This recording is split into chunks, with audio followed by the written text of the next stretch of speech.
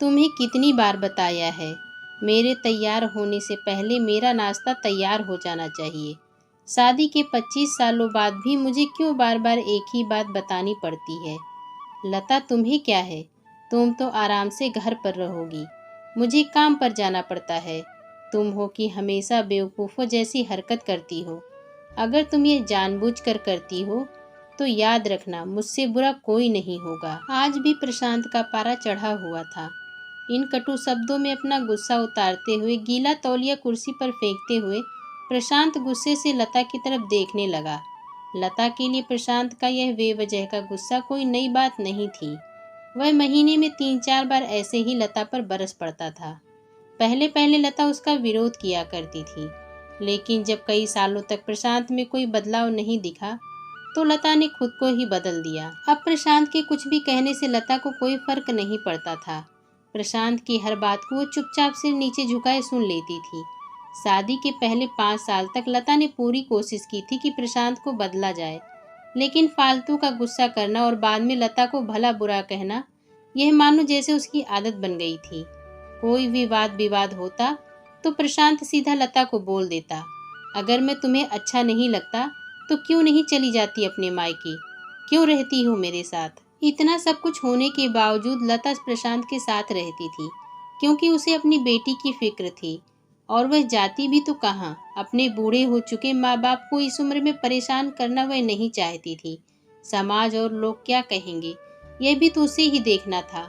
वह इतनी पढ़ी लिखी भी तो नहीं थी कि खुद जाकर कोई नौकरी कर सके और अपना और अपनी बेटी का पालन पोषण कर सके। लता को अब अपनी फिक्र नहीं थी, उसको फिक्र थी तो बस अपनी शादी लायक हो रही बेटी की। लता नहीं चाहती थी कि पति पत्नी के झगड़े की वजह से काव्या डिस्टर्ब हो। काव्या की पढ़ाई पूरी हो चुकी थी, उसके लिए शादी के रिश्ते आने लगे थे। कई रिश्तों को काव्या ठुकरा चुकी थी। 2-3 महीने बाद एक अच्छा रिश्ता आया। रिश्तेदारों और पहचान के लोगों ने भी लड़के के बहुत गुणगान किए थे। प्रशांत एक शाम अपनी बेटी के पास बैठकर उसे बताने लगा, काव्या बहुत अच्छा लड़का है, पढ़ा लिखा है, बड़ा घर है, बहुत अच्छी नौकरी है। ऐसे रिश्ते बार बार नहीं आते बेटा, इस बार मना मत करना। काव्या अपने पिता से ज्यादा बात नहीं करती थी, शायद डरती थी या शायद नफरत करती थी, लेकिन आज वो अपनी पूरी हिम्मत इकट्ठा कर बोली, मुझे अभी शादी नहीं करना है पापा, मैं नौकरी करना चाहती हूँ, खुद अपने पैरों पर खड़ी होना चाहती हूँ। हाँ तो उसमें क्या बड़ी बात है, मैंने लड़के से बात की है, वह तुम्हें किसी बात के लिए नहीं रोकेगा। तुम शादी के बाद भी नौकरी कर सकती हो, वह तुम्हें नौकरी के लिए परमिशन दे देगा। प्रशांत बोला, मेरा नौकरी करना या न करना उसकी परमिशन पर क्यों डिपेंड रहेगा पापा? काव्या ने पूछा। मैं कह रहा हूँ ना, तुम्हें किसी भी चीज़ की कमी नहीं होगी वहाँ। ऐसे रिश्ते बार बार नहीं आते, इसे ठुकराना मत, बहुत खुश रहोगी तुम वहाँ। प्रशांत बोला, पापा क्या मैं उतनी ही खुश रहूँगी जितनी मम्मी इस घर में खुश है? काव्या ने तंज कसते हुए कहा, आज तुम्हारी जबान कुछ ज़्यादा नहीं चल रही? प्रशांत गुस्से से आंखें बड़ी करते हुए बोला, पापा मुझे शादी ही नहीं करनी है, क्योंकि शादी के बाद अगर वह लड़का आपके जैसा निकला तो मैं क्या करूँगी? मुझे आपके जैसा जीवन साथी नहीं चाहिए जो बिना बात के मुझ पर हमेशा चिल्लाए। मुझे कुछ भी अपनी पसंद का लेना हो तो 10 बार सोचना पड़े, कहीं वह नाराज न हो जाए। मेरी तबीयत कैसी भी हो उसे परवाह न हो, रोटी थोड़ी सी मोटी बन जाए तो घर सर पर उठा ले, उसकी चेक बुक ना मिले तो भी मेरा ही दोष निकाले और हर छोटी मोटी बात पर मुझे मायके जाने के लिए कहे। काव्या ने अपना दिल खाली करते हुए पापा से सब कह दिया। प्रशांत का गुस्सा 7वें आसमान पर था, लेकिन उसके मुंह से एक शब्द भी नहीं फूट रहा था। वो काव्या की बातें सुन रहा था। काव्या उतना ही बोलकर चुप नहीं हुई। आज पहली बार वह अपने पापा के सामने इतना कुछ बोल रही थी। पापा, आपने माँ के साथ हमेशा ही गलत व्यवहार किया है। आप अपने ऑफिस का गुस्सा बिना सोचे समझे माँ पर उतार देते हैं। कभी इस बात की परवाह भी नहीं करते कि उन्हें कैसा लगता होगा। आपकी बातें सुन सुन माँ ने अपना स्वाभिमान खो दिया।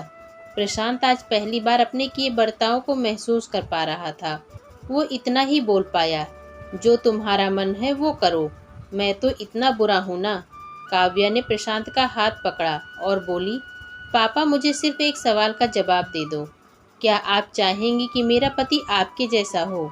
अगर आपका जवाब हाँ है तो कर दीजिए मेरा रिश्ता आज ही, और ना है तो मुझे आत्मनिर्भर बनने दीजिए। प्रशांत कुछ भी न बोल पाया और वहाँ से चुपचाप बाहर चला गया।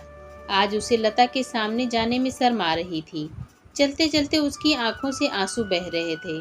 प्रशांत ने आज से अपने आप को बदलने का निश्चय किया। अगले दिन से लता ने अपने पति में काफ़ी बदलाव देखा। वह सोचने लगी कि जो हिम्मत काव्या ने दिखाई, वह हिम्मत अगर मैं पहले ही दिखा देती तो शायद आज परिस्थिति कुछ और होती। अब काव्या पढ़ लिख कर अच्छी नौकरी करने लगी थी और 3 साल बाद उसके लिए एक अच्छा रिश्ता आया। और उसकी विदाई पर प्रशांत बोला, बेटा तू हमेशा खुश रहेगी क्योंकि तेरा पति तेरे बाप जैसा नहीं है। प्रशांत की ये बात सुनकर लता और काव्या की आंखों से आंसू बहने लगे। दोस्तों, हमारे समाज में औरतों को भले ही देवी का दर्जा दिया जाता है, लेकिन वह स्वतंत्रता नहीं दी जाती जो उन्हें देनी चाहिए। उन्हें बचपन से ही बताया जाता है कि वह पराया धन है। स्कूल से आने में देर हो जाए तो पिटाई मिलती है। मोबाइल पर बातें करते हुए दिख जाए या खिड़की से झांकते हुए दिख जाए तो शक किया जाता है। माँ बाप का घर तुम्हारा नहीं है, पति का घर ही तुम्हारा घर है। जीवन भर यह बातें बता बता कर उन्हें ससुराल भेज दिया जाता है और एक दिन किसी छोटे मोटे झगड़े में ससुराल वालों से उन्हें सुनना पड़ता है कि इस घर को छोड़ दो और मायके चली जाओ। अब आप ही बताओ दोस्तों, ऐसी स्त्रियों का सच्चा घर कौन सा है? आखिरकार वे किस घर को अपना कहें? अगर आपको मेरी आज की कहानी पसंद आई हो तो मेरे चैनल को लाइक, शेयर एंड सब्सक्राइब जरूर करें। धन्यवाद।